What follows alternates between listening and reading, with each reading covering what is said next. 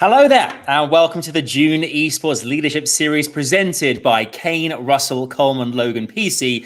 Thank you all so much for joining us here. My name is Adam Savage. I'm delighted to be your host. I'm back here again for, I think, a third time this year, which is great. I keep doing something right. I keep coming back, which is fantastic. But a bit about myself as well. I've worked in the esports world now for a good, I think, 6 or 7 years across multiple different events, which has been really fortunate. Stage hosting and desk hosting.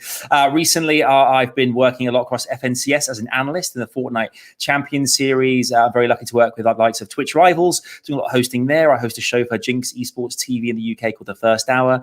Podcasts, ESL, stage hosting, the likes as well, and producing as well, which has been really lucky. So I absolutely love esports, probably for a long time, and I feel very fortunate to be here with the Esports Awards Summit.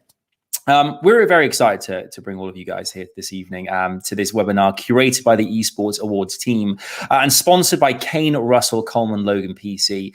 Now, we have speakers that are spanning all breadths of the esports industry joining us today, and I'll actually introduce you to them very shortly. But before we begin things, okay, I'd like to invite you to join one special person, Mr. Michael Ashford, Managing Director of the Esports Awards, to kick off the proceedings. Thank you, Adam. And as always, looking on point, sir, I studied some hosting advice from you in the very near future. Firstly, I want to say a huge thank you to our event sponsor, Kane, Russell, Coleman, Logan, PC. Johnathan Jordan, who works at the firm, has been a key advocate and support for the awards over the last few years. And as of this year, they have actually become our go-to for all US legal support. With that in mind, we have an incredible event tonight with some of the most prominent figureheads, thought leaders, and individuals giving their views on an array of topics. And we are delighted to host some of our Esports Awards winners, sponsors, and partners, as well as industry experts, as we discuss the topic of measuring success in esports. What's the route to the top? Winning titles or a merch drop? Definitely looking forward to it, and whilst it's a little tongue-in-cheek, it very much aims to showcase the different ways in which esports has built sustainable models to exist and thrive in the space between different orgs, brands and teams. Secondly, I just want to ensure that I give a little attention to the awards. At this stage, over 2 million votes have been cast to date from all over the world. Last week, our esports industry finalists went live as well, recognising and celebrating those that keep things moving across the industry. They're often a little bit unsung and don't really get individual praise for some of the incredible events and showcases that we get to see within the industry. So I want to make sure we can do our bit to recognise and celebrate them. As esports continues to grow and competition hots up, the awards stand as an independent body that can recognise and celebrate achievements across the board, whether it's community, industry, pro players, on-air talent, or creatives. We make sure to encapsulate and incorporate them all into the awarding. I've been honoured and privileged alongside the team to run the awards over the years. Last year we got to celebrate 5 years on our first major anniversary, and whilst we're still a little bit nervous and very much aware of the global situation, we cannot wait to invite you to the Esports Awards 2021. At the Esports Stadium in Arlington, Texas. We have an incredible event lined up, and the ceremony will certainly be something to behold. Enjoy tonight's event, and I hope you'll be able to stay around for the networking. Back to you, Adam. Thank you very much. I think, you're talking about my hosting skills there, Mike, but I mean, your feng shui, that the room arrangement, it was spectacular, magnificent. I need to get some tips off you. Okay. Thank you, Mike. Mike will definitely join us later on this evening as well. Now, tonight is sponsored, as we mentioned, by Kane, Russell, Coleman, Logan, PC, who are a full-service law firm based out of Dallas, Texas, that's providing legal services in the esports space. Now, Johnathan Jordan, who is an attorney at the firm, is one of our panelists today. Get in. He heads up the firm's esports practice. He also organizes monthly networking meetups for the DFW esports community. The most recent of which was hosted 2 weeks ago at Envy's headquarters in Dallas, and which had more than 50 people attend, which is amazing. Johnathan and Kane Russell are providing exceptional legal services in the esports space and are committed to helping their clients and the industry grow and reach their full potential. If you'd like to hear more about Johnathan and what they do at Kane Russell and what they're doing in the space as well, do check out the firm's website. It's www.krcl.com. That's www.krcl.com.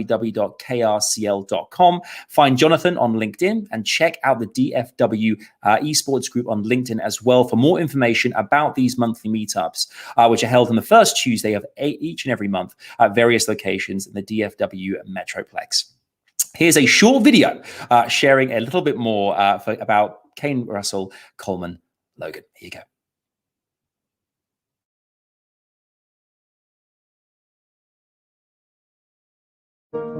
When your choices are infinite, how do you know where to place your trust?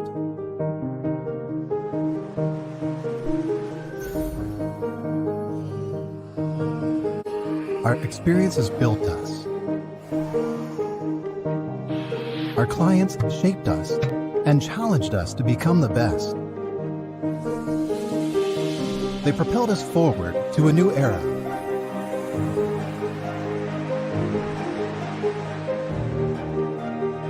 To do more than provide legal services, to build deeper relationships, which help us understand and advance our clients' businesses with character. Guided by an entrepreneurial spirit, serving as stewards, and driven by a vibrant meritocracy that lifts our team members and empowers them to elevate you. And when it's time to choose, you won't just know that you've made the right choice, you'll feel it too.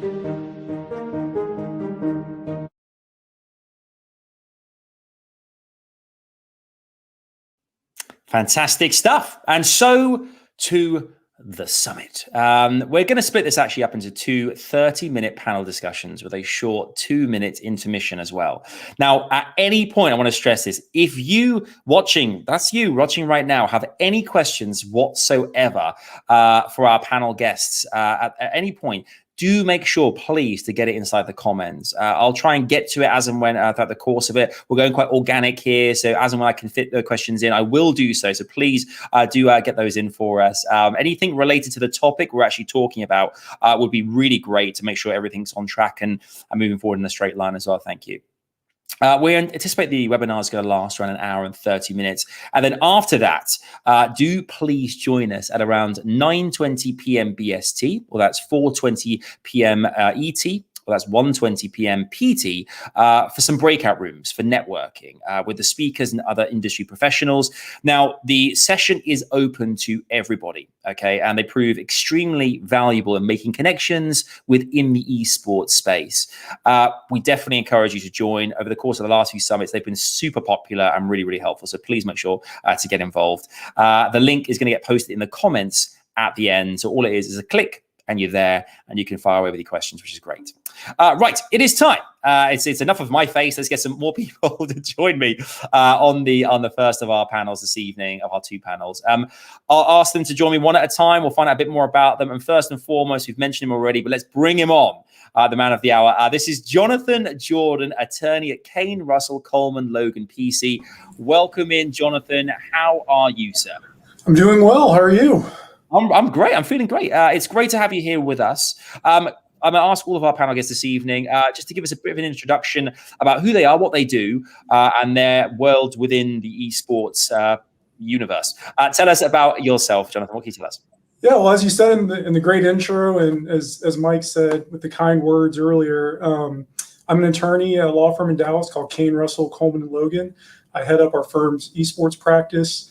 I've represented players, orgs, and we represent companies everywhere in between operating in the space. And I also host the monthly networking meetups for business professionals and people involved or who are wanting to get involved in the DFW esports community.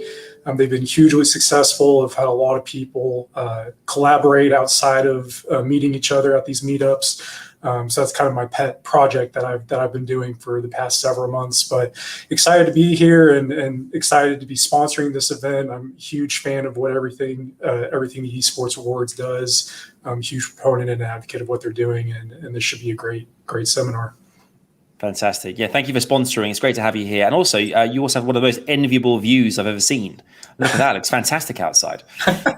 Well gel, I'd say, here in the UK. Well gel. Thank you so much, Johnathan, being here. We're going to get to lots of questions coming your way this evening. As we said, please do get questions in for Johnathan and the rest of the team as well as the night progresses. Let's meet our next panel guest. This is Mike Rufail. This is the founder and chief gaming officer of Envy Gaming. Hi there, Mike. How are you? How's things? Oh, doing great. Can you guys hear me okay? We certainly can, yeah. Great. No, doing well. How are you all? Yeah, great. Jonathan, good? Yeah, so good. So, Mike, what can you tell us about your role at Envy Gaming? Oh, I was the founder of Envy Gaming. Currently, I'm serving as the chief gaming officer, which is essentially running all of our team operations and making sure our teams are out there competing well and, taking care of our players, managers, coaches, and just heading up the gaming strategy for the company. So I'm doing that now, but spent about 11 years as the CEO of the company. And now I'm kind of, after we've built a bit larger of an organization, just kind of focused on the gaming side, which are the roots for me.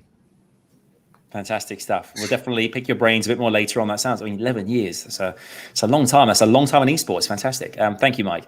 Right. Let's meet our next panel guest. We are joined now by Kat Tompkins, who's the partnerships manager for esports and education at MSI. Hi there, Kat. Hi, Adam. How are you?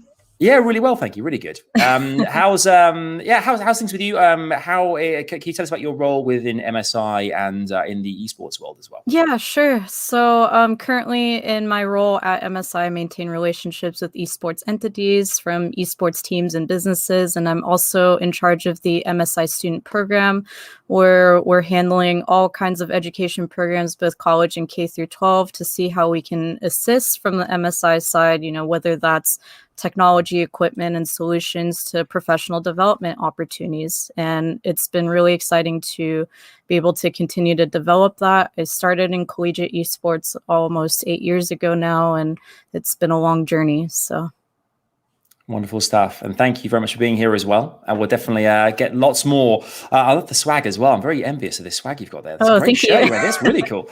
Okay, we'll definitely catch up more later on, Kat. Thanks for being here. We're also joined now by Matt Wilson, who's the Vice President of Sports at Arlington Convention and Visitors Bureau. Hello, Matt. How are you, sir? Hey, Adam. Thanks for having me. Doing great today. Our pleasure. What can you tell us about your role at the Arlington CVB and what you do within the world and the realm of esports? You bet. So my job here, again, I'm the Vice President of Sports and Events. My job is to bring sporting events and entertainment events that could take place anywhere in the world and market Arlington, Texas as the destination to hold those things. So talking about things like WrestleMania, talking about Super Bowls, Final Fours, World Cup, all the major sporting events. We also work a little bit with concerts, festivals, and things of that nature. Been here about 8 years, and we've had a great run of success, and we're very involved, obviously, in esports with the dedication of Esports Stadium here in Arlington, and then working very closely with Esports Awards. So we've been very fortunate to work with those guys. They've been awesome to work with, and looking forward to this year's event here in Arlington, Texas. Yeah, it's gonna be amazing to have it back. I mean, a live event, people can't wait. Yes. We're getting there, guys. Thanks for being here, Matt. It's great to have you here as well, sir. And lastly, but no means least, we are joined by Ryan Polun, who is the Vice President of Business Development and at the US Division, Head of Esports and Gaming for SPORTFIVE. Ryan, how are you? And tell us about your role within the world of esports as well. Thanks, Adam. Humbled to be here. I've been with SPORTFIVE 2+ years. I oversee our esports and gaming practice in the US, although our esports and gaming business is very much a global entity spanning across a number of international territories, everywhere from Korea, China, all across Pan-Europe, Germany, Turkey, Spain, London, Paris, and certainly here in the States. The business is rapidly growing. The business is rooted in traditional sports, but esports and gaming is certainly part of our North Star as a business. So again, humbled to be here. Oh, it's great to have you here. You're listing off all these different countries that I actually can't wait to visit again one day very soon. Like, it's amazing. Soon enough. It's soon enough, yeah. Well, thank you very much, everyone, for joining us this evening. As we said, this is a panel has a title for you guys watching as well. This is Measuring Success in Esports. What's the route to the top? Winning titles or a merch drop? As I said, everyone's details as well are in the chat and the comments there, so you can find out everyone as well. I'm going to kick things off, guys, with a question kind of for everybody, really. I'd love to hear everyone's thoughts going around the panel here. And I'll go to Johnathan first. And the question is this: approaching esports, how do you define the value proposition? What can you say, Johnathan? I mean, I think it's very broad. I mean, there's so many opportunities, especially if you're looking to sponsor an org or a league, but talking orgs in general, especially with orgs that are across different titles, you have different audiences with each game, and it just provides so much opportunity for brands who are trying to get into the space and possibly reach a new market that they're not necessarily traditionally targeting right now. It's obviously a younger market. But there's so many eyes on it, so much visibility on the industry right now that it's huge potential in the industry. Indeed, I'll go to you next. Well, I'll go around the circle we've created here in the chat. Mike, what's your thoughts?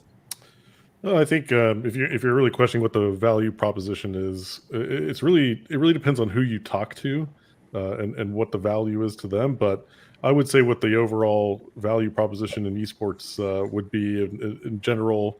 I guess the best opportunity is making connections. And when I say making connections, it's a various number of ways. It's brands connecting to fans, as Johnathan just mentioned. It's connecting your local community. We're starting to do some of those things with the Dallas Fuel and Dallas Empire now, where locally we're connecting a lot of people to watch and grow esports. But it's also a connection between the teams, the players, the content creators, and the fans, and that experience that the fans get by connecting with those people. And so we're kind of transcending what we've had in traditional sports, where you don't really get a lot of access and connection to the players.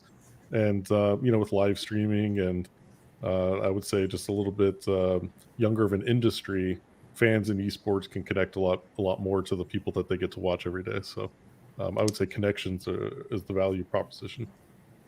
Yeah, absolutely. I couldn't agree more. I think you see regularly watching streamers, and who a lot of them now, who I think it's changed a little bit. Before, it was a lot of streamers were entertainers predominantly, and now it's going to change where a lot of pros, when they're not competing in tournaments, are actually streaming and growing their communities that way as well, which is fantastic to see. So yeah, and it doesn't just involve brands. I mean, it's brands, partnerships, technology, social.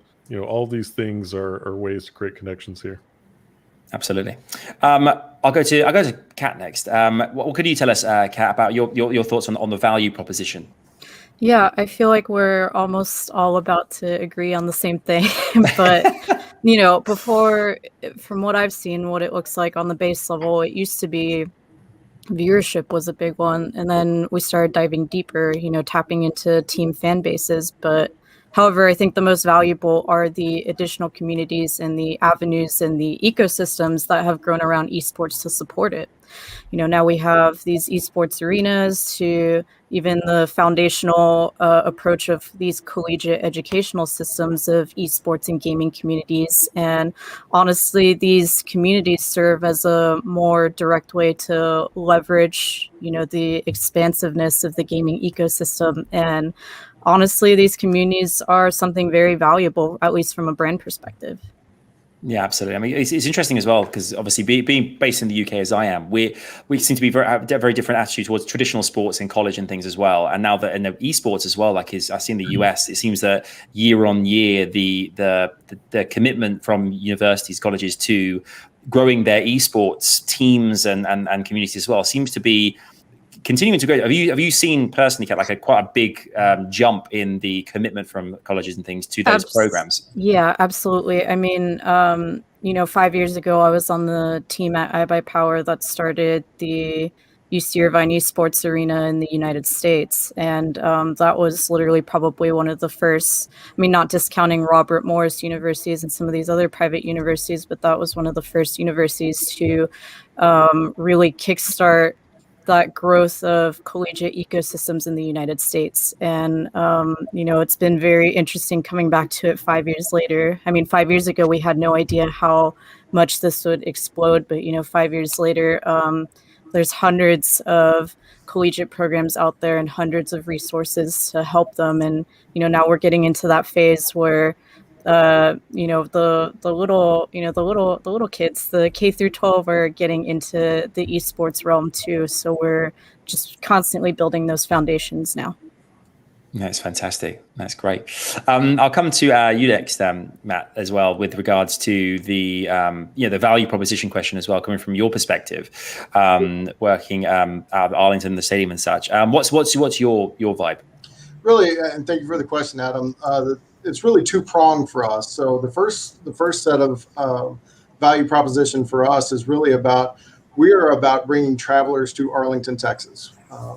Funding our hotels, funding all the different things that take place in the city, takes visitors to our city. And this was a way to open up a brand new market to us, a brand new segment that really hadn't gotten a lot of attention for us, and really is a new and developing market for almost all cities. They're just now understanding the power of esports and gaming for the traveler. And for us, it was a way to put some real serious emphasis on this and legitimize it the same way we do soccer or football or baseball. It was really important for us to have conversations throughout the entire community, because the first question people say is, why would anybody watch somebody play games?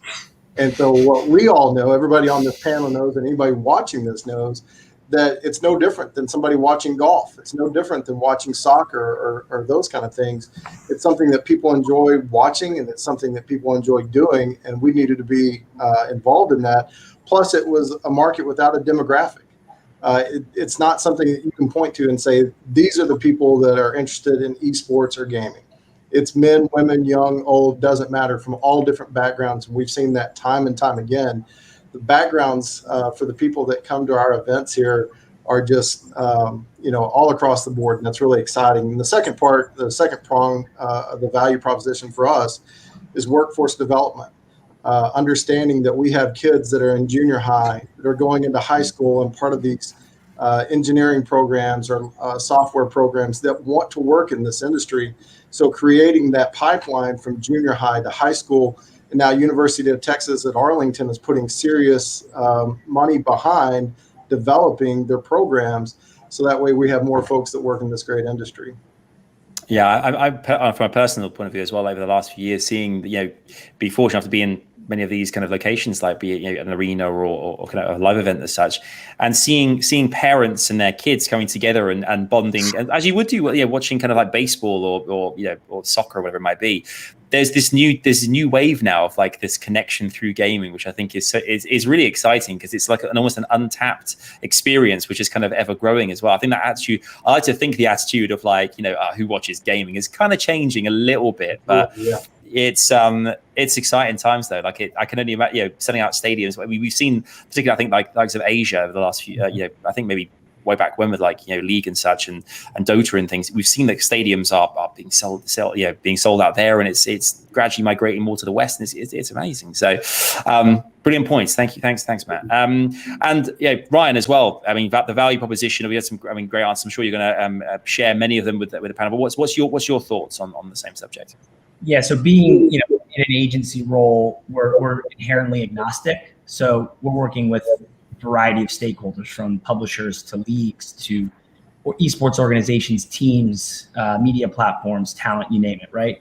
And so everyone's got a different value proposition. But I think what remains consistent across the board, and this is more or less an evolution of Mike's answer, right? It's that ability to understand the connection with your fan and the notion that your fan's attention is valuable, right? And that fan's time is valuable. So making sure you're really, really understanding of what that fan wants, the titles that they want to follow, and making sure that your content is engaging enough to keep them tuned in, right? So again, I think that's something that really cuts across. And if you can just remove the segment of gaming, which is such a massive, segment, right, and really focus in on the esports element of it, I think it really is important for teams specifically, and a lot of the publishers that are operating in these leagues to really understand what their fans want. Yeah, totally. The fans are where it's at, really. I mean, over the last year, having not been able to be at a live event as well, you can just feel there's such a buzz around being back in that environment again with like-minded people and watching all like LAN events happen again. It's going to be amazing. We're starting to get questions in through as well, which is great from you guys who are watching as well. And I'll try, as I said, try and grab as many of these as I can. Jody Farmer has just been in touch, and with a question here, it says, with esports growing, especially in the college side, how much support do you see in the future for local college programs? I'll go to Johnathan here. I'll go around the panel here. What are your thoughts, Johnathan, on the support for local college programs and the esports world? I mean, it's definitely a part of the ecosystem that's still developing, but I think has the most potential. There's definitely going to be more as we go along, as programs start to evolve and get more formal, as more colleges move from club teams to actually varsity teams underneath the college or formal college organization. We're going to see more and more support coming out, but it's definitely still an area that still needs to develop a bit more. In my opinion, but it's even not even college, with high schools. I mean, high school programs, are starting to develop more. I'm connected with a few people in Dallas specifically, who are working with schools to get esports into the programs, and even schools developing specifically focusing on esports. But everything in the educational realm in general is an area that's going to see a lot of, I think, rapid development within the next 2 or 3 years, and that's going to see a lot of support funneling in from outside sources. Yeah, I think you're absolutely right. I think that colleges, there's definitely you like to think that colleges as well as other businesses and whatnot will have a kind of the ear to the ground when it comes to the growth of esports, and seeing that it has become this huge. I mean, people kind of know now how popular gaming is. Ryan said is such a huge entity anyway, but the fact that people are a lot more understanding that it is one of the biggest, if not the biggest, entertainment medium there is now in the world. So I'm hoping that it will happen. I mean, Mike, do you feel the same way? Do you think college programs are going to be supporting the growth of esports?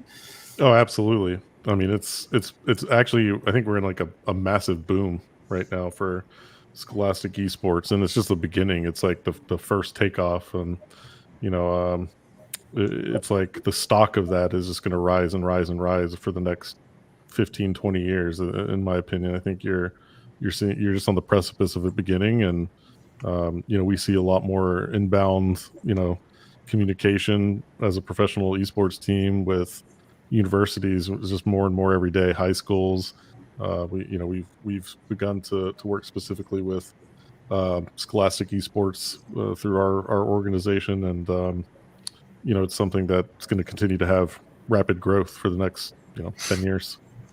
I hope so. I know so. So I'm telling you, it's coming. He's on it. He knows. Yeah, I mean, it's an exciting time. It really is. I think, as you said, I think with so many games out there, different genres, with their own communities and audiences who love to watch, I think it's going to grow. I think if I could jump in, I think there's also really great tangential areas that kind of surround this whole notion of the scholastic space. There's also the notion of just intramural play. And I think we're going to really start to see what the intramural landscape can mean for the casual gaming community. And then there's also just the investments being made into the business of esports at the academic level, right? Being a Michigan alum, I was really pleased to see Bobby Kotick make that investment in the University of Michigan. I think as people start to really unlock the interests of what their students want. I mean, when I graduated, I went and was a sports management major. It took a lot of time for that to be, a division within the school that they recognized that was something that the students wanted when they were applying. So really figuring out which universities are unlocking that potential for its students could become a really interesting change to the landscape. And to add to what Ryan is saying, my alma mater, SMU here in Dallas, they're doing a program this year. I think it's an 8 to 12 week program that is focusing on the business of esports. And they have speakers from different parts of the industry who are teaching parts of the course. And I think you're going to see more of that, if not in just this temporary or 12-week programs. More of that's going to become part of more formal, whether it's in the business schools or in the part of the sports management programs. You're going to have specific courses, year-long courses focused on the business of esports because it's just so big and pervasive. You would be dumb not to have it. It's just so much opportunities for students. Yeah, there's so many different kind of facets to it. So many different parts to esports. It's not just about the game; it's about everything else that goes in and around it as well. Excuse me. So it's super hugely exciting. I'm sure a lot of young people today as well who love gaming, if they want to find a way to get a career in the esports space as well, like these opportunities are going to be absolutely incredible for their futures as well. Moving on to another question that I want to go around the group and ask as well. We're asking, what is more valuable to a brand or a sponsor? Is it engagement? Is it content and social media? Or is it tournament success? Kat, I'll come to you first. What do you think is more important, from an MSI standpoint as well? Is it the success of players? Is it the social presence? What do you think? Engagement is a huge factor, especially to a brand.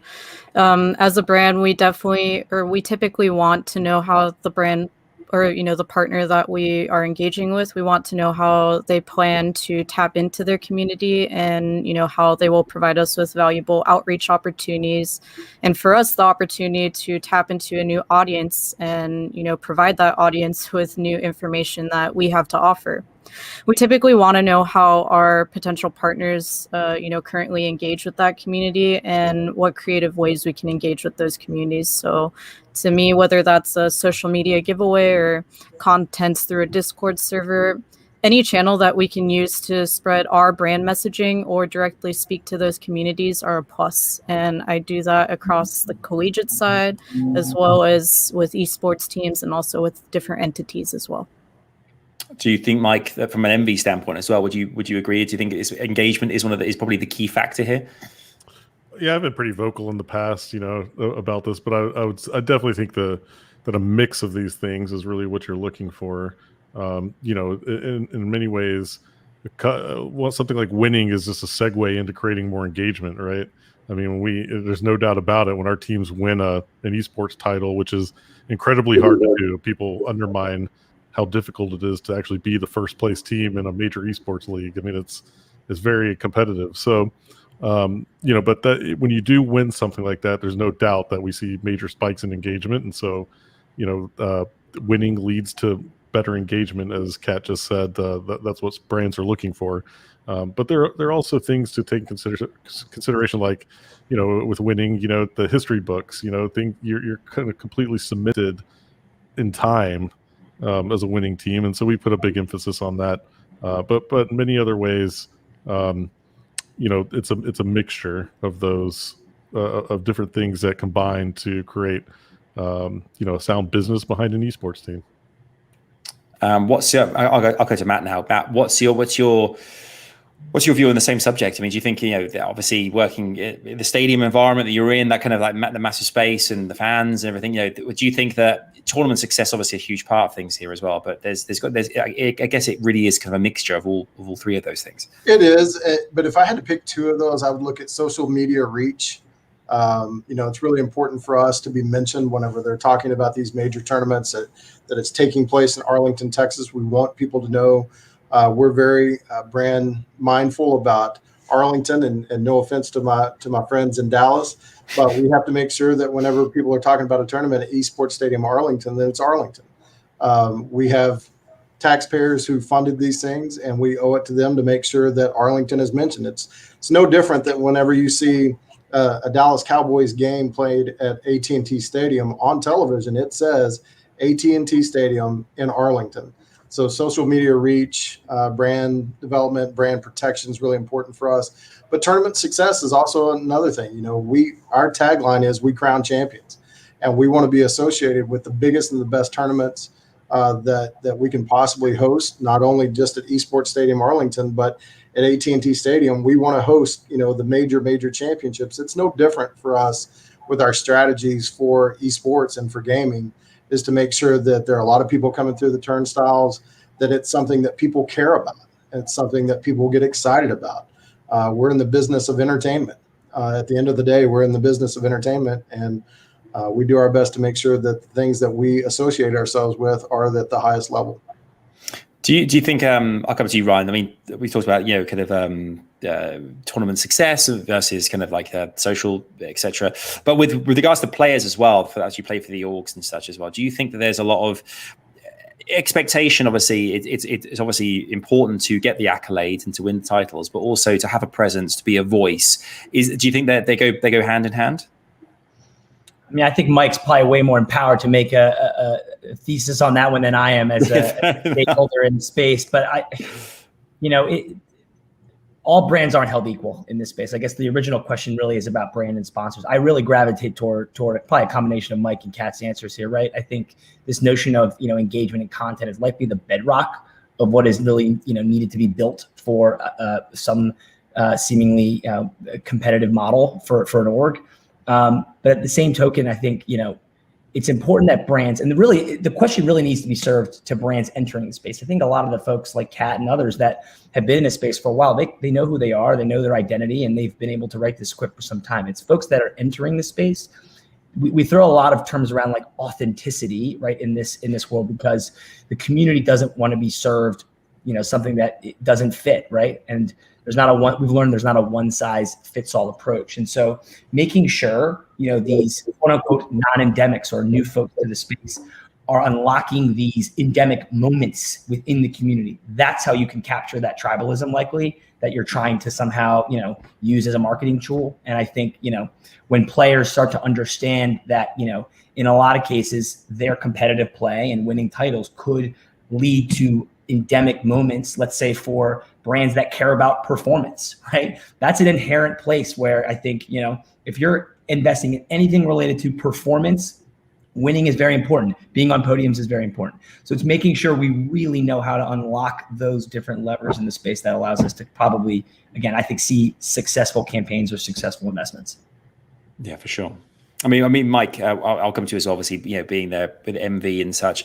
Another question that's come through, which from Santiago Mansour as well, which I'd love your thoughts on too, is we were talking about the college aspect of things as well, and players coming through. And this is an interesting question, which is, do you think that the likes of the question is, players who go through college and high school and then go through, would you think there's a chance they'll go through like a draft path towards signing a pro contract with professional teams as they would do maybe other traditional sports? Do you think that's kind of like the route we're going down now? No. I would love to see something like that happen, like a draft or so on. But, probably what you're really looking at right now is more akin to like the way soccer or football, is around the world, and they kind of start recruiting at 14 years old. I don't think we've really quite gotten to that point yet. But for me, it's really, this is my job, and I like to think I'm one of the best out there at it. But I'm scouting. We're scouting the best talent in the world. And it's not just.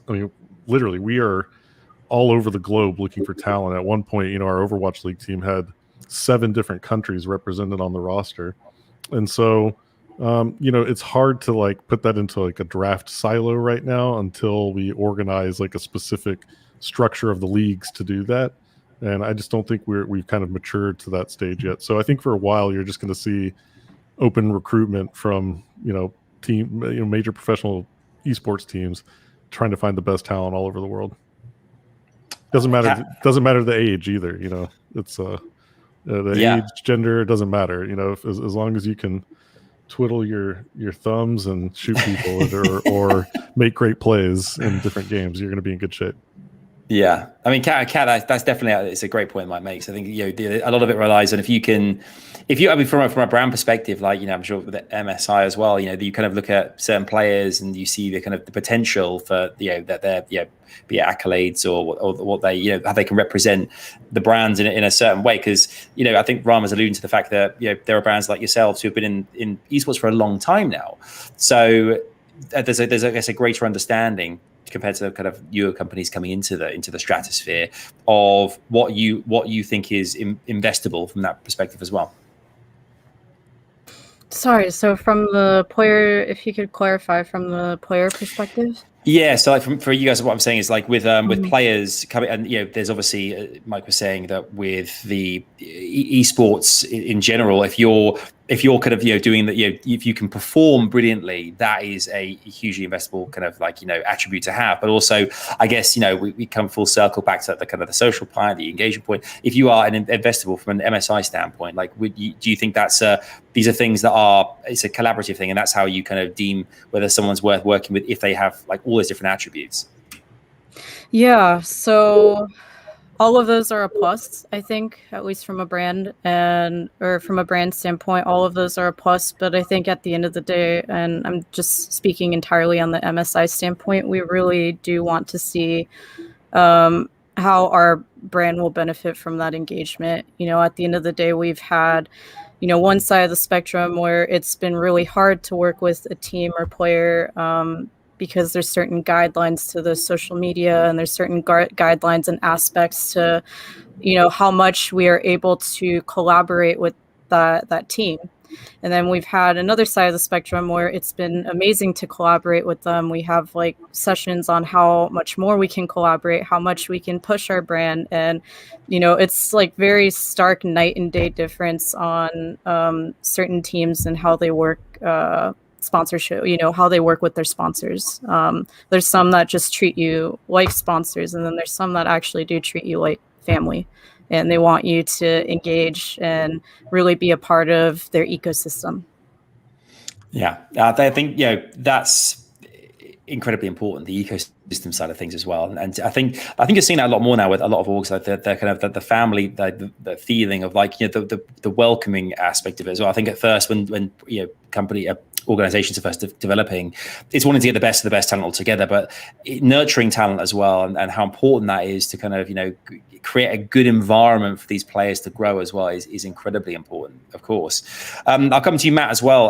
We've got a few minutes left here, but Matt, with regards to, obviously you mentioned Arlington earlier on, and that's where I think the slogan you said was where you crown champions. Mm-hmm. Are you finding the space as well, like obviously being in working in the environment where you have a giant venue here? Is the competition becoming more more arenas, more stadiums? Are you seeing a growth year on year of this happening across the entirety of the US? Is it becoming a lot more competitive a market for these kind of things? It very much has become more of a competitive market. And I'll kind of use this as an analogy, but, when I was growing up and I played in a baseball tournament, we went and we played at a baseball tournament, and we may have played on a field that had just a little bit of grass. The outfield was, okay. The fence was, just a chain link fence. We didn't think anything of it. But as parents have invested more and more money into youth sports, the demand for the venue has become higher. Not just for the parents, but even for sponsors and anyone associated with it. They want to be the best. They want to play at the best. That's why people want to play at AT&T Stadium. They want to have that star on the field if they're playing a youth football tournament. What we've seen is this has helped legitimize so much, and it's not just us, but as these venues have progressed, it used to be taking place in a hotel ballroom with some pipe and drape. They throw up a screen, they bring in some audio, and that was great. That was a step up from doing it, in a college, dormitory, like in their forum. But as the sport has grown, the venues have grown as well, and now people want to have practice space like what we have. They want to have these grand installations of sound systems and video screens because people want to play at the highest level, and it helps. I mean, it feels better whenever you can play at the highest level venue that you could possibly play in. It just makes you feel like you've reached the big time. It's no different than whenever a rookie from college goes and plays for the Cowboys and he walks out on that field and they go, you know what? We made it. You know, we're in the big time.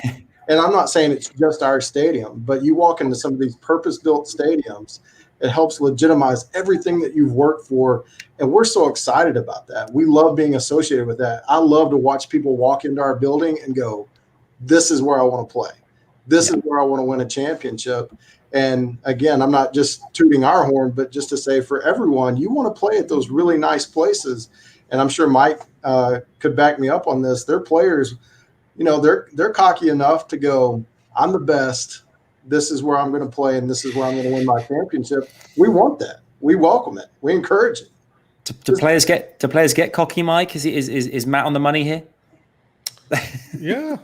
I mean, you want some confidence in your guys, right? Yeah, you definitely want confidence. I always tell people that, you know, the one thing I look for actually is as soon as a player loses a match, you know, that's when you really want to see the defining characters of a player, the way they react. You got about 5 seconds to look at their face when they lose a big match and understand whether you really want them on your team or not. And so, you want somebody with a little confidence, a little cockiness, and somebody who's going to be upset when they lose. Yep. I get it. I feel it. Guys, on that note, that's gone. We knew it was going to be rapid. It was incredibly quick. That's the end of our panel, which has gone super fast. But thank you all so much for getting your questions in. Thank you to our esteemed guests here as well. Once again, I want to say a big thank you to Johnathan Jordan, who's joining us actually later for the next panel as well. But Johnathan Jordan, attorney, Kane, Russell, Coleman, Logan, PC. To Mike Rufail, founder and chief gaming officer of NV Gaming. Matt Wilson, vice president of sports at Arlington CVB.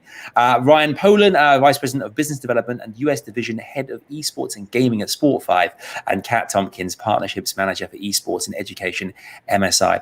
Thank you guys all so much. It's been an absolute pleasure. We're going to be back with our next panel in about 2 minutes. Okay, so it's just very quick. So don't go too far at all. Take a watch of the teaser video you're going to see here. This is a teaser video for the main show. We were talking about Arlington there with Matt. This is from Arlington, Texas, Saturday, 20th November. It's going to be an amazing night. You do not want to miss the Esports Awards, man. If you want to attend the awards, drop the Esports Awards team an email or join the networking session after to meet them in person. Let's take a look at what's in store. I'm back in a couple of minutes.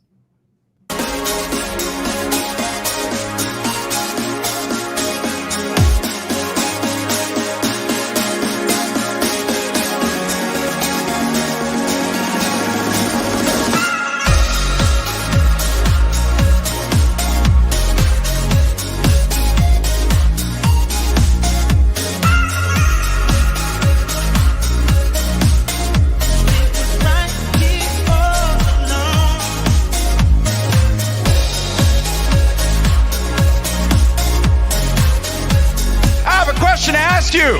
Are you ready?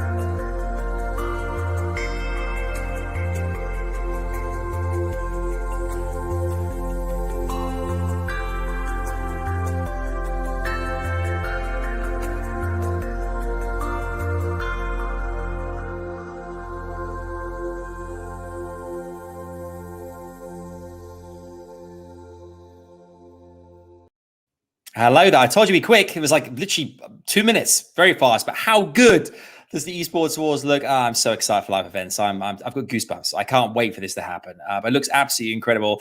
I think Gold Boy there. Are you ready? Yes, we are. Yes, we are. 20th November. Welcome back to the June Esports Leadership Series presented by Kane, Russell, Coleman, Logan, PC. Thanks for joining us here. We had our first panel and we are back for more now with our second panel of the evening. As mentioned, all these panel guests, there's a networking event that's going to be at the end of the second panel that you can follow a link to and find out more about and get involved with, ask questions, have one-on-ones and chat to these people. It's all about networking and growing your network in esports.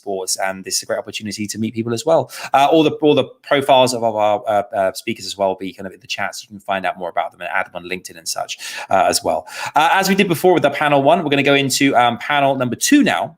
Introduce you to some old faces and some new ones too.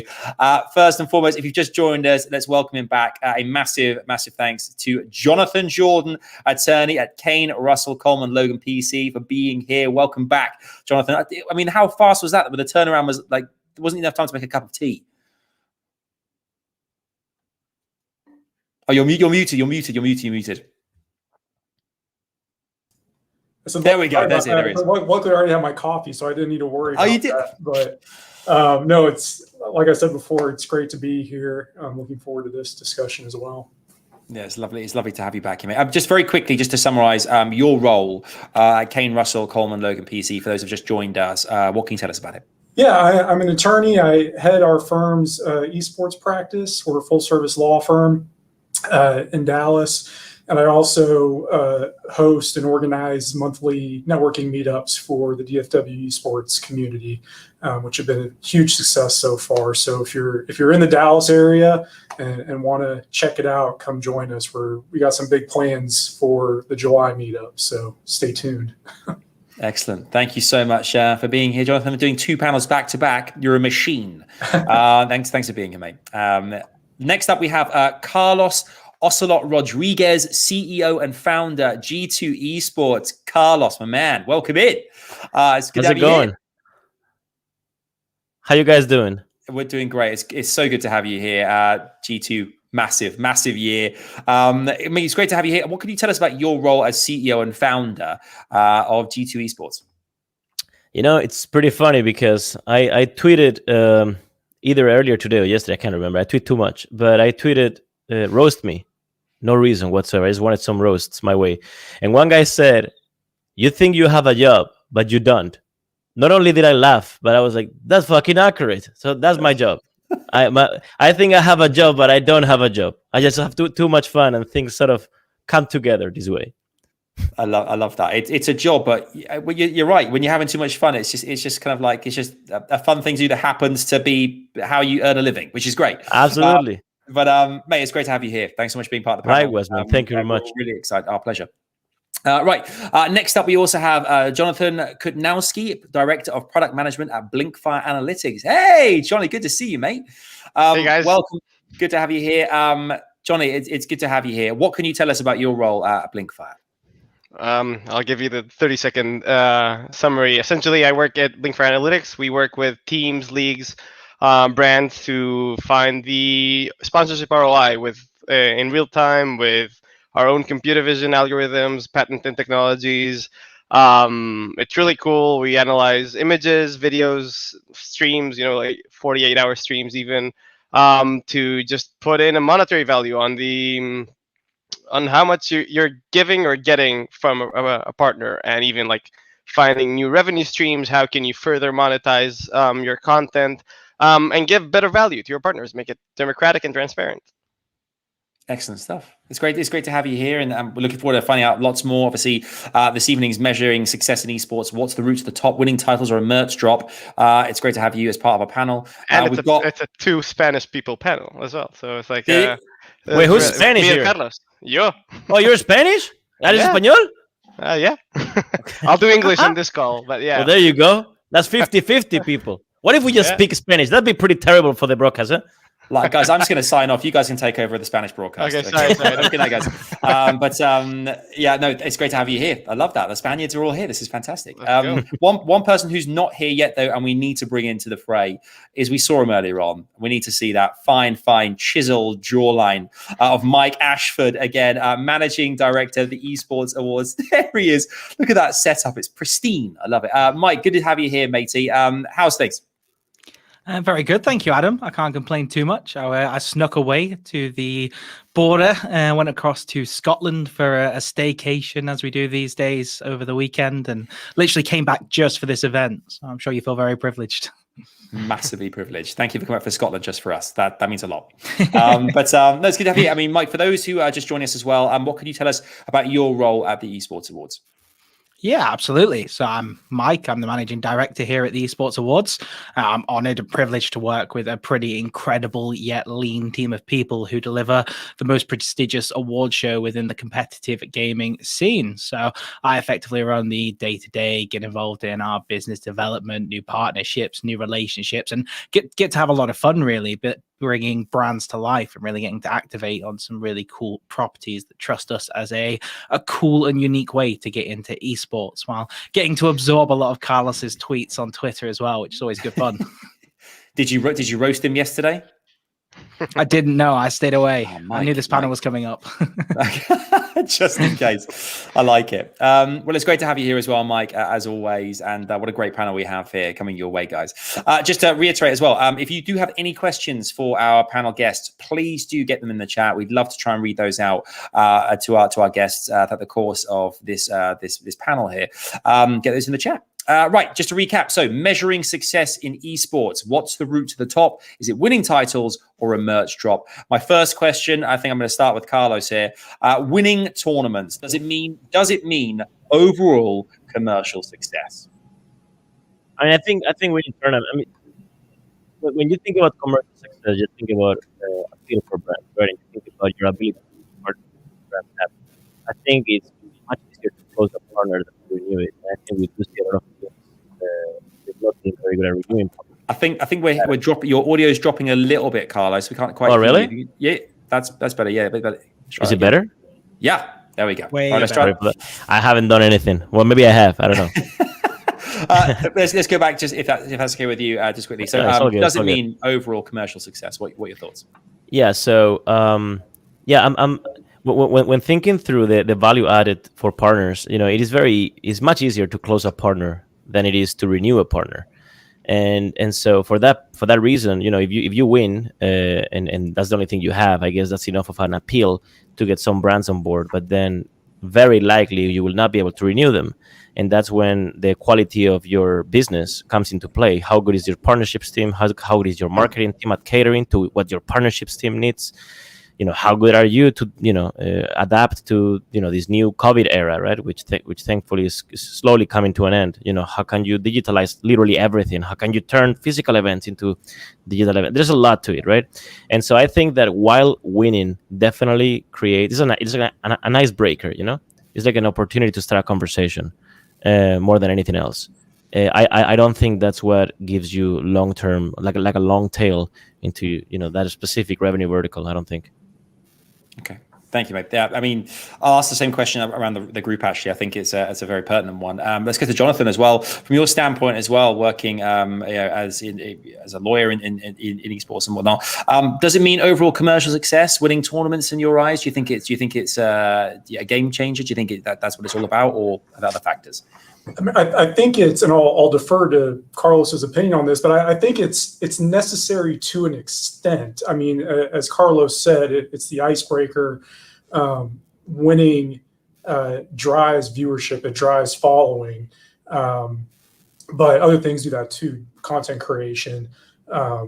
So they go hand in hand, but there are ways you can kind of adjust the scales based on what your particular business model is. If you're an esports org, I think you have to win to like I said, get the following.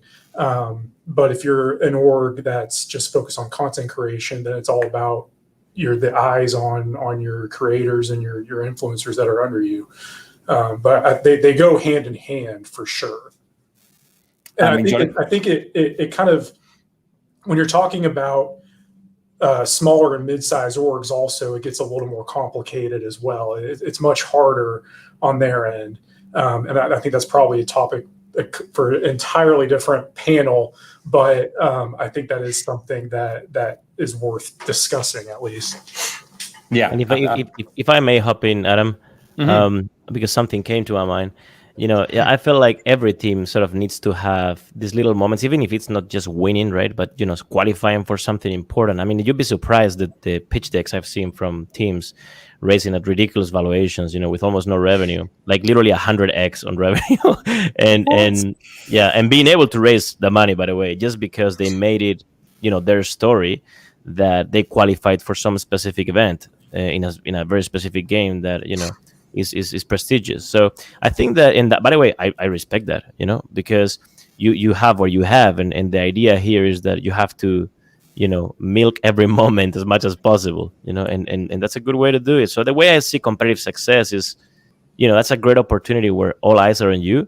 And if you're good at content creation, then more eyes will be looking at your content, which is great. It's a great excuse.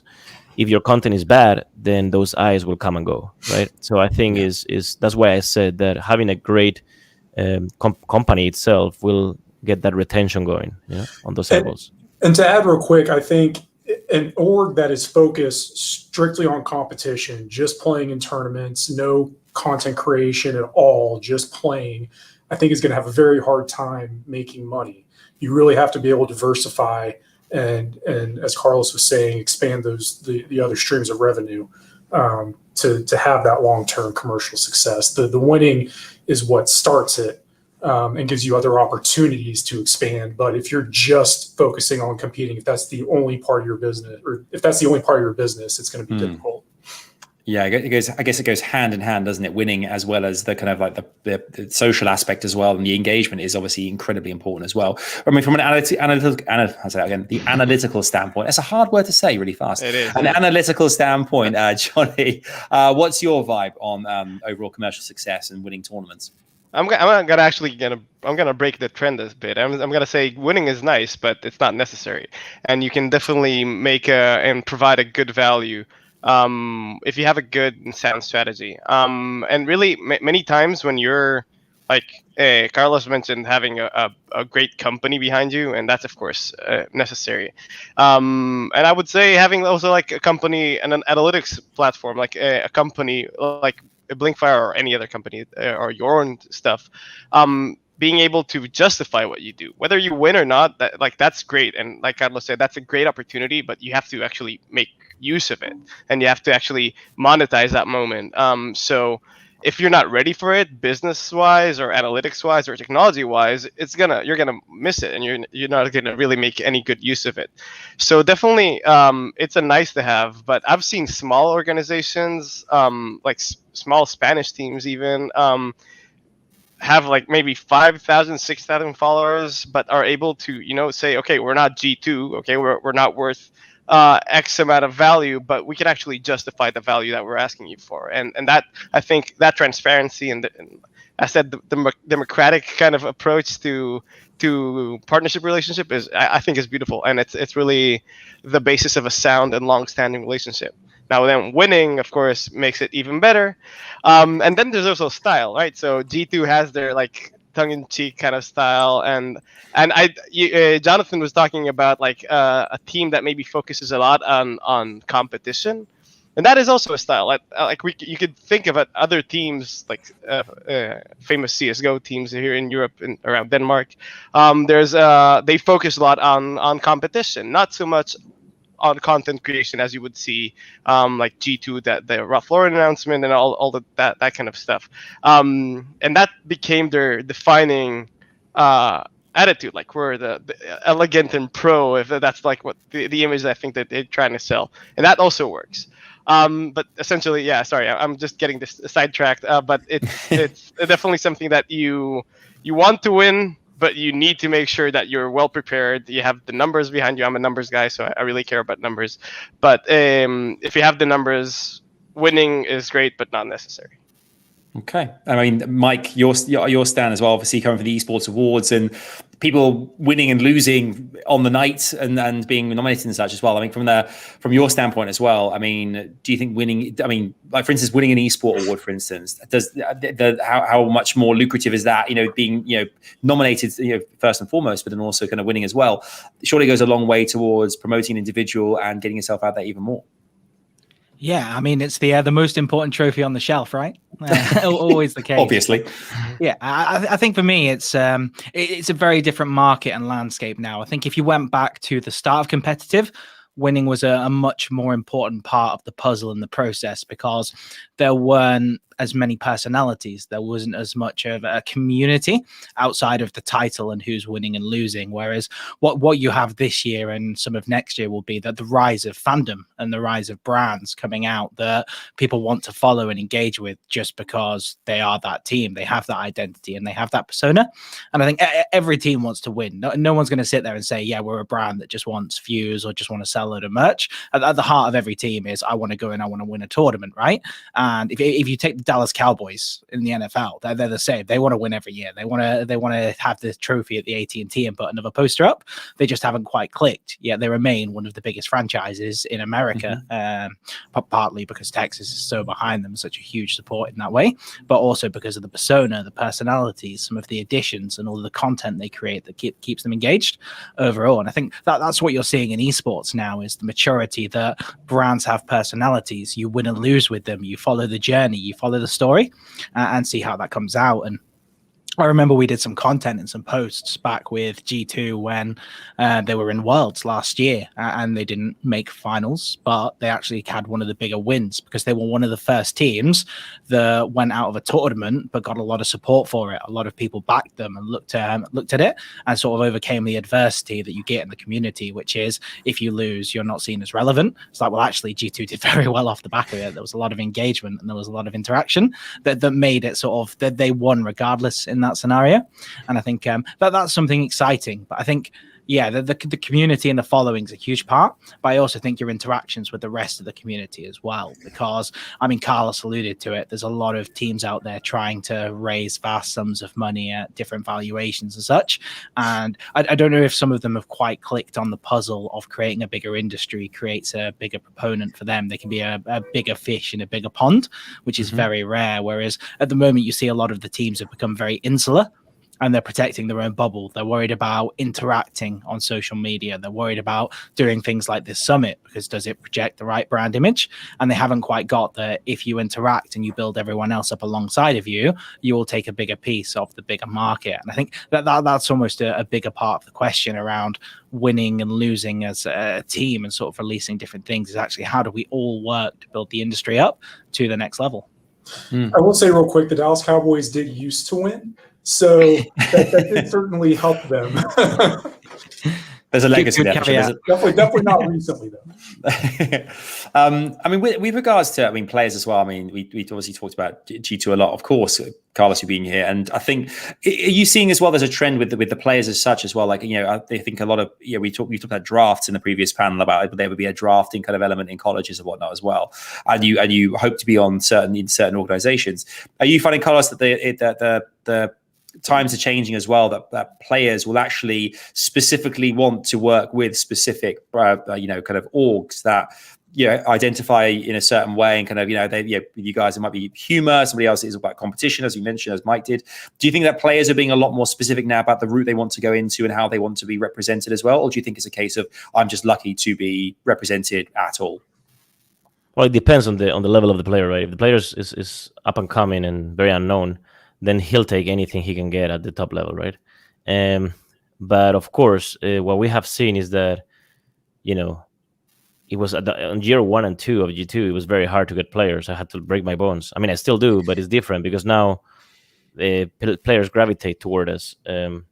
It's almost like they know that by joining G2, not only do they have higher chance of winning because they know we're crazy in the head for no reason, we'll just buy players and just go all in, but also for their brands, they understand that joining G2 means that all of a sudden the likeliness in which you will become a rock star in this industry just greatly increase, because they know the kind of content we do. I mean, we literally spend a quarter of what we spend in the team just for content. I mean, on the company, just on content, and that's a lot of fucking million. I'm telling you that already. So it's with that in mind, and everything that you see on Twitter, everything that even if it's the meme content, right? There's a lot of preparation behind. There's a lot of creative processes and people behind that, and even things that might not look as premium, they don't look as premium on purpose.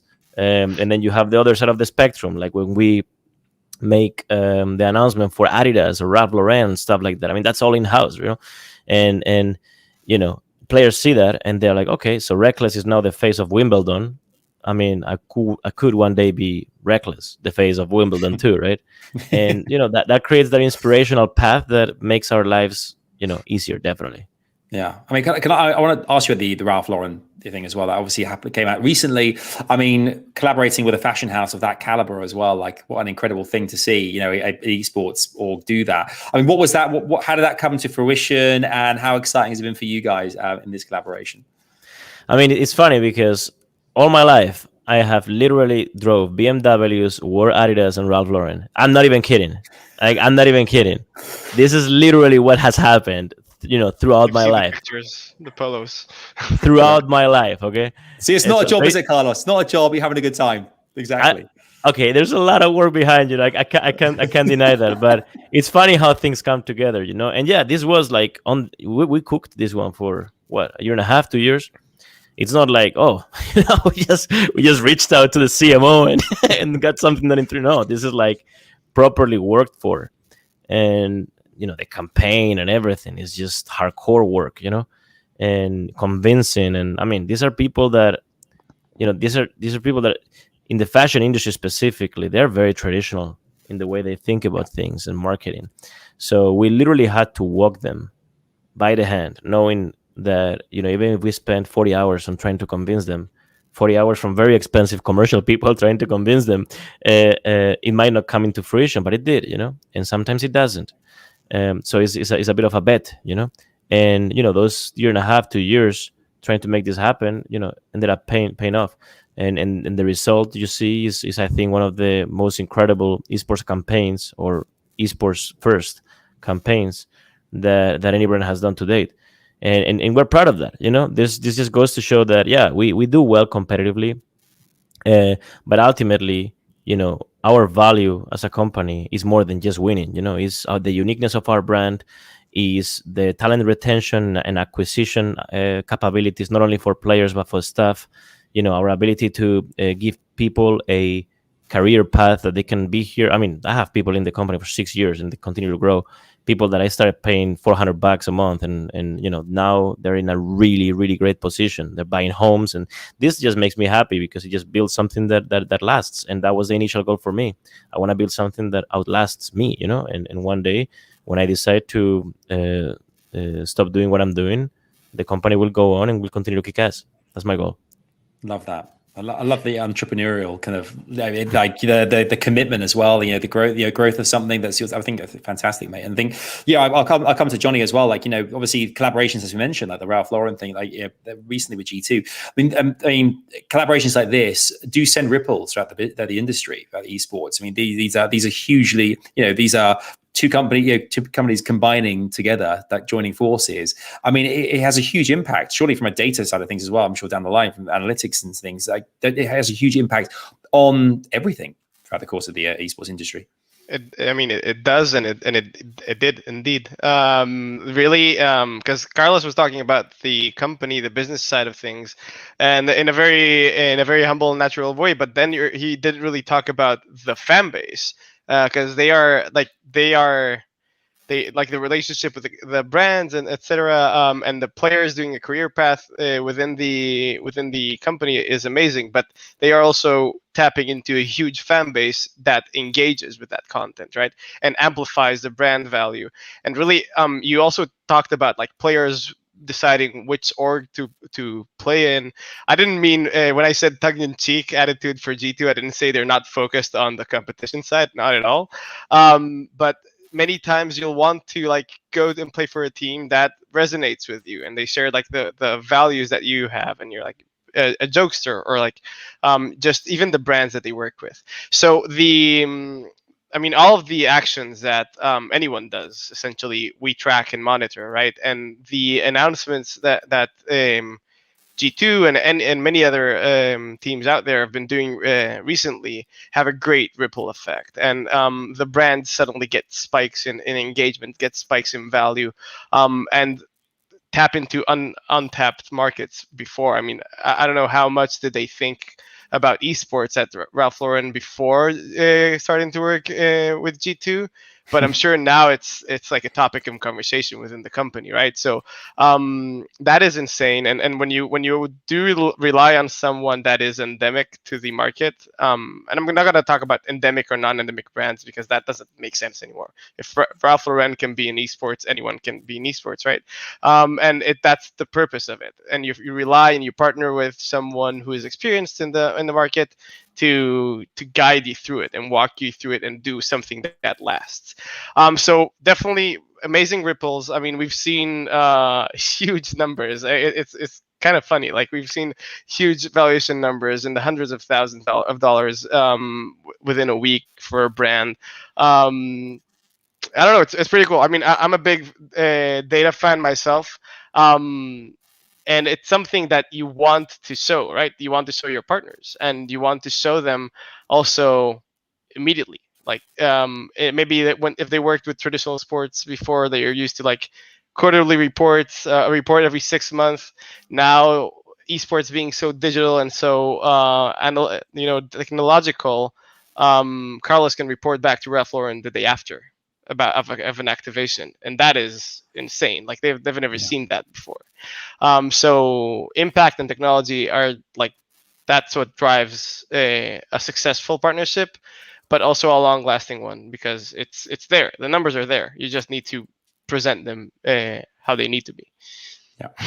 That's no, I think you're spot on, mate. I think talking about the actual content as well, like when you mention how these kind of there is the ripple effect and they some of the evaluations go they're front and center as well. Let's talk about the content itself for a second and what slightly away from those collaborations and what is coming, what is being made by the likes of G2 and others as well. I mean, Mobile Matt's coming with love to see Mobile Matt in the chat here. A question, which is, are there any recent trends in content that you expect to see, especially successful going forward?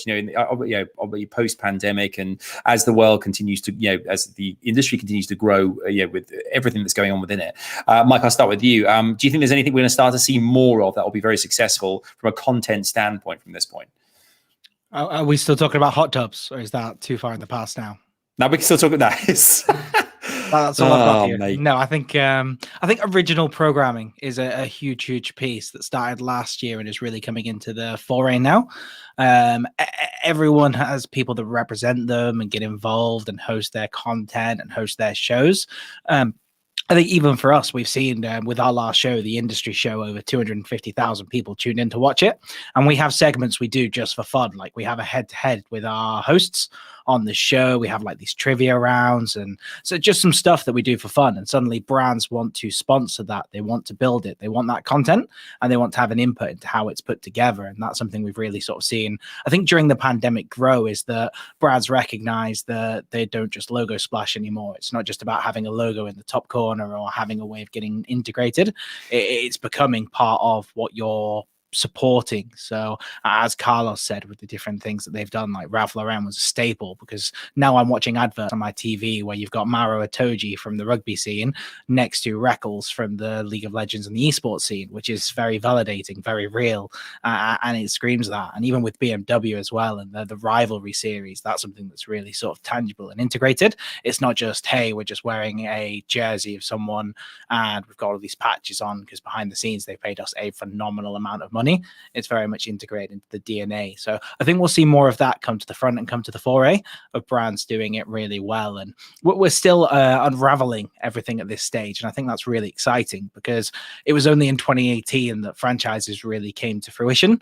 And since then, we've had over 50 different franchise teams come to exist between the LEC, the LCS, the Overwatch League, the COD League, and everything else on the planet. So at the same time, 50 teams were vying for eyeballs and vying for audience in different stages of their performance, their brands, and their fandom. And now they're all sort of finding their feet and saying, what are we aiming for? Like, what do we want to do with this brand? And as recently as last month, you saw FlyQuest say, okay, well, we had a brand, but actually we've really enjoyed what we've been doing from a sustainability perspective. Let's double down on that and make that our ethos and mantra. And that's now their content. That's everything they exist and live for. From an original perspective, they've gave themselves a unique side of the business overall. So I think we'll see more and more identity and more original programming. How about yourself there, Carlos? You know, from a G2 standpoint as well, like, you think that it will, obviously you would share it all with us, the insider stuff you got coming up, but from a what successful standpoint, you know, in terms of content, have you found that there's certain trends, things that have really worked for you guys in recent times, and anything you think is going to happen down the line as well? Yeah. So the portion of my business that is hardest to get leverage on is content, because it's the most replicable thing. In other words, like, you know, we started roasting teams and memeing every time on Twitter, and we made it became a normality within the industry, and everybody started doing it as well. But and they're probably getting pretty good reach and engagement from that, right? But what in Spain we say, bread for today, hunger for tomorrow, right?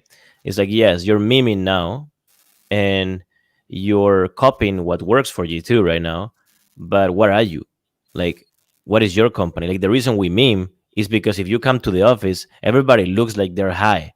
They're like, everybody's making jokes with each other. It's like, yeah, it's hard work, but you know, anybody knows in the company, they can literally roast me. They can say, or they can, you know, when I screw up, people can easily tell me, hey, Carlos, you suck at this. Don't even touch it again. You know what? I'm like, you know, you're right. You know, I tried. My responsibility. I take the blame. It's, you know, move on. So it's like no ego. You know, it's just a lot of, you know, honestly, having fun, performance, self-deprecation. That's what we're all about. And that's why our tweets make sense, because it's consistent with the brand. But then you see some brands that are focused perhaps on competition, perhaps, you know, even though they might not win as much, but they are focused on competition. And then they tweet memes and you're like, what's going on? Like, I know the founder is a boomer. He has no idea how to make anybody laugh. And now you're memeing.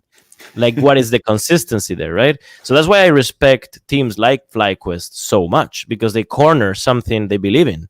You know, I'm pretty sure executive team, founders team of FlyQuest, even though they don't get amazing views, even though they don't have a world's winning team, but they have cornered something they truly believe in, which is, you know, environmentally conscious stuff, you know, save the planet and stuff like that. You know, and that's their brand. And I actually respect that much more than anybody else getting 10 times the engagement by copying what actually works with memes and tweets and stuff like that. So I think, coming down to your question in particular, and I'm sorry I make a really long answer. That's the Spanish trademark, by the way. That's great. We just talk too much. But coming back to your question, I think what the newest trend, if you can call it that, regarding content, is actually more related to the brand, which is just find consistency. And then you can go more granular, right? There's a lot of, you know, there's a lot of these virtual influencers. There's a lot to that, right? And we have a couple of things done actually already that we are about to release that is pretty shocking. No, it's not been done before, and it's probably it's probably gonna fail, but so what? I guess just touching on that a little bit, I guess it'd be super interesting to understand, Carlos, on your side, what tips you'd give to new brands coming through, because there's certainly going to be a wave of teams. And I think if we go back to G2, one of the reasons that you've had success in integrating and embedding a brand that translates to the community is because at times you've really backed up what you've said. And when you haven't, you've owned those issues, you've owned those losses, you've owned those moments. So for me, there was like a real clicking point for the MSI that you won one where people started to realize, like, when you say these things, you mean them, and that you have every intention of coming through on them. And then you became the team that won MSI, and then you went to a World Finals, and then the next year you only went out to the eventual winners of the tournament, and that gave you that staple that yes, you can be jokey because you can back it up. You have the best team in EU effectively in that regard, which means that you can build a brand identity off that because you have the most winningest team and you have the brand that can have fun. And even go back to sort of like the clown memes back against OnePlus Phoenix and stuff, the way you owned that was a really, really cool thing to see. But not every team can come in and do that, right? Because they've got to come up against yourselves. They've got to come up against all the biggest teams in North America. But there's still some really cool people out there that can build very good visual creative that won't get the eyeballs at the moment because not as many people are sort of invested in the journey of those teams and players. So what advice would you give in 2021 for a team looking to come into the industry? Yeah, well, it sounds cheesy first, but I will explain it. There's no shortcut. You can just copy paste, like I said before, content and social media and stuff like that, and expect to have a long tail. It will just not work. You need to find what makes you special or something about you, right? Me as a player, I wore a scarf for no reason. Spain, you know how hot it gets in Spain in summer? It's hot. Do you understand how hot it gets? Very warm. I wore a scarf. I wore a scarf to buy Red Bulls. I wore a scarf everywhere. You know, it was my thing, and I made that my thing. And more people knew me for my scarf than for winning tournaments. And I think that's part of it. You know, am I a brand genius? No, I just understand that you gotta have something people remember you for, and it doesn't matter who comes tomorrow, joking and memeing and stuff. Everybody will know G2 was first and the actual kings of this. You know, so. You know that if you're gonna be the comedic team, the self-deprecating team, the Ryan Reynolds-esque team, then you're gonna lose because that's ours. Same way as if all of a sudden G2 started doing charity and environmentally conscious stuff and make that our brand, the focus of our brand. FlyQuest would just run over us. It would be so obvious we are doing it for the wrong reasons. So yeah, I that's my advice. Just find what you believe in. How are you as a founder? How are you guys as an executive or founder team, whatever, and just build on that, because ultimately the truth comes out. Yeah, it's a great philosophy. Superb philosophy. Well, I've got one more question. I'll quickly run across the group before we wrap things up, because it's been awesome, this. So content, consistent eyeballs and engagement. Does this provide a better success and sustain strategy? I'll go to you, Johnathan. What are your thoughts on this? To sustaining strategy, to success come from the content and the engagement? Yeah, I think it's critical to have the consistency. And as Carlos was saying, I mean, it's consistency in your content, consistency in the purpose of your content, the theme of your content, where it's coming from. But it's all, I mean, if we're talking about long-term success, I mean, we know sponsorship dollars are the biggest portion of revenue streams for orgs. And that's driven by viewership and having eyes on their products. So yeah, I think it's absolutely necessary that there's consistency in what you have on you. What were your thoughts as well, Johnny? Just to add on that, I mean, consistency is something you strive for, but you don't really control in terms of performance, right? But that's why you need to be consistent in delivery. You can deliver, but once it's out there, it's out of your hands. And we've actually seen some other releases that may get pushback.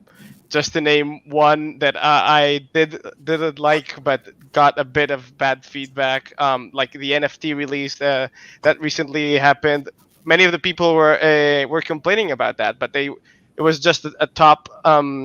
Like they maybe didn't go as deep to understand the way it was being designed, how it's being delivered, how it's being built. So you can always control your message, but you can't control how it gets received. And that's really why having a personality is important, because that way people can can expect, how are you saying things, and what's your intent around things. So, I mean, I don't want to talk too much about what G2 does, but of course, I use them as an example many times when talking to students or when talking to people within the ecosystem, and they have a brand, right? So you have a brand and you have an attitude. So consistency in terms of numbers is an effect, not necessarily something that you can actually design. That being said, once you've done your job right, it is there. It happens, right? And you can assure numbers to a certain partner. And you talked about engagement. That's exactly what you can do. You can look 12 months back and say, okay, in the past 12 months, we've done this. We know our average engagement on Twitter is this. Our memes, we actually have we're looking at meme categories even within Blinkfire. Like, how can we put memes into and how can we even monetize them? Like official meme partner, I don't know.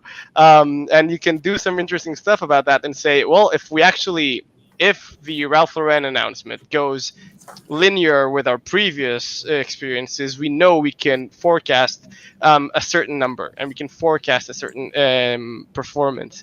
And that is really interesting. Once you start, instead of reporting to partners on what just happened, even if it just happened today or yesterday, when you start shifting the view into the future and saying, well, we can actually not only report on consistency, we can actually somewhat guarantee it. No one can actually know what's going to happen in the future.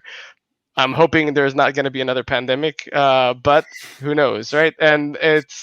But it is something that you can use numbers. We actually have we really like to have machine learning and AI help us with that forecast, and it's what delivers, right? So consistency in delivery, and then the numbers they come from that performance.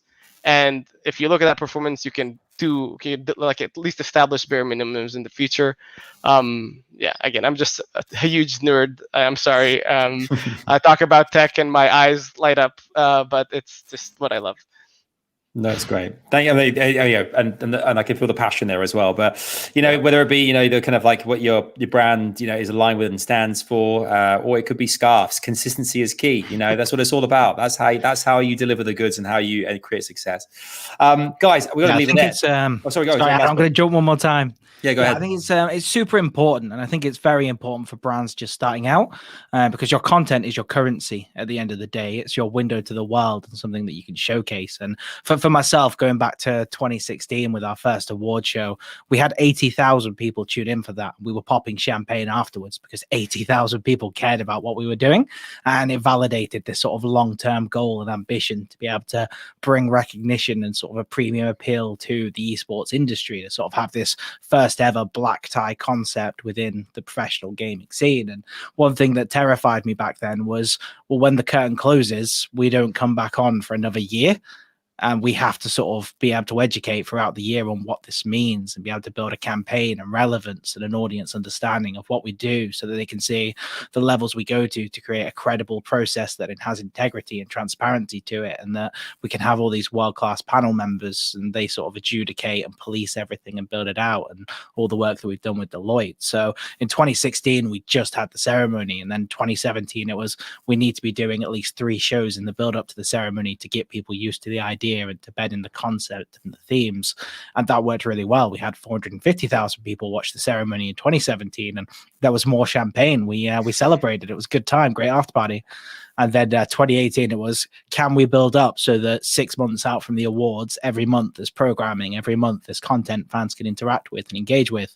And again, that was the year we sort of had that big breakthrough moment where 5 million people tuned into it, because they'd had this big launch window to say, hey, we like this works, and all our favorite teams are being recognized and celebrated, and actually all these achievements we wouldn't have realized and recognized throughout the year suddenly matter again, and we can bring a curtain to the esports season together and actually celebrate as an industry, as opposed to just being one team within the industry. And I think that's been super important in our journey. We wouldn't have survived without it. And certainly last year when the pandemic hit, we were terrified, because we're an award show that thrives on having everyone in the room at the same time to have this huge party and celebration, and suddenly no one can be there, and it's online, and it's the last event to be screen on screen in the year. And I went to bed every night for 2 months thinking, everybody that would usually be in that room helping to amplify our event is now streaming against us. Everyone that would usually be a part of this is now competing for the same eyeballs that we need on the night just to survive the next year. So it was coming up with strategies of, well, how do we engage those people so that they're actually joining in and interacting with the awards? And how do we build out this overall offering? And just finding some really cool ways to do it. And we get to have a lot of fun as well. There's a lot of stuff we do just because we want to do it and we want to have fun with it. So the care packages last year, I just sent them out so I could see Carlos in a dressing gown. I won't lie on that side. But yeah, I think I'm just happy this all happened online. It's because imagine having to carry so many trophies back on the airplane. I'm just honestly, we ship. That's it. Yeah, okay, perfect. You also ship them when it happens physically. I hope so, because otherwise it's gonna be really hard. Yeah, You're gonna need to pay for the extra luggage. And shout out to Karina as well for all the help with putting together all the acceptance speeches. That was an ordeal. Honestly, we had too much fun with that shit. It was like when you guys said, "Yo, send us some acceptance speeches." We had like the stupidest ideas. Honestly, like what you guys saw was like the mildest things we came up with. Like some stuff we came up with, it was like, yeah, they're never gonna invite us again. So there was a moment where I was sleep deprived. We were working 20 hours a day every day on this CGI show, and I think we found out the day before who the winners were of the show, and then we had to go through and make sure that we had the footage, we had it all saved, archived, and things, so it could all be loaded in. And then we get to personality of the year, and we're like, well, who's won? So okay, well, Carlos has won. And then we're like, well, what did he send? And then we looked at it, and it's basically him saying, fuck, I'm never going to win this award and stuff. So everyone's like, well, you need to go and ask him for a new piece of footage. I was like, just put it in the show. Just put it in the show. and it made air. Love it. That is amazing. Oh, it's fantastic. And the numbers actually pulled through, right? We've been working with you to track the numbers, and it was a huge event. I really loved seeing it. I remember I just had a beer on and no shirt because it's way too hot here always. So you should really know. TMI, but you should know how much I appreciate you guys because I'm suffering through this without any fans on. So good man, we appreciate that, and that's a good segue, John. I love you. If we're speaking content, we actually have a piece coming out with Blinkfire in the next 2 weeks. That's actually breaking down a lot of the metrics behind the awards and some of the successes. That's awesome. All right, look forward to that. Right, guys. On that note, Johnny without a t-shirt on. Let's wrap things up. Thank you guys all so much for being here. It's been absolutely amazing. It's so much fun. We've learned so much as well. A huge thank you to all of our panel guests. Now, before we head over to the Zoom link for the networking, which is a huge part of this, of course, as well, I do want to thank our partner for this month, Kane, Russell, Coleman, Logan PC, our keynote speaker, Mike Ashford from the Esports Awards, and of course, all our amazing speakers. I'll run through all of them. Johnathan Jordan, attorney, Kane, Russell, Coleman, Logan PC, thank you. Carlos Ocelote Rodriguez, CEO and founder G2 Esports, Johnathan Kutnowski, Director of Product Management at Blinkfire Analytics, Mike Ashford, Managing Director, Esports Awards, Johnathan, we've already mentioned, attorney at Kane, Russell Coleman, Logan PC, Matt Wilson, Vice President of Sports, Arlington Convention and Visitors Bureau, Ryan Polun, Vice President of Business Development and US Division, Head of Esports and Gaming at SPORTFIVE, and last but not least, Kat Tompkins, Partnerships Manager for Esports and Education at MSI. You guys have been fantastic. Thank you so much. We have our next Esports Leadership Summit coming up in July. Be sure to look out for the emails. Join the Esports Leadership Series LinkedIn group as well, which has been posted in the comments. Thank you all for joining us. Thank you for all of your comments. Sorry I couldn't read out all the questions. They were all fantastic. Of course, the networking sessions coming up. Hopefully you can relay those questions to all of our speakers. I'm sure we're willing to answer all of them for you. Thanks for joining us. Head over to the network breakout rooms with the speakers and other industry professionals. This session is open to everyone. So everyone's invited, and they prove extremely valuable in making connections within the esports space. We definitely encourage you to join. Thank you so much. The link will be posted in the comments now. Thank you for joining us. I'm Adam Savage. Thank you so much for being here. We look forward to seeing you again on the next one. Until then, go and join the breakout rooms, and we'll see you very, very soon. Take care.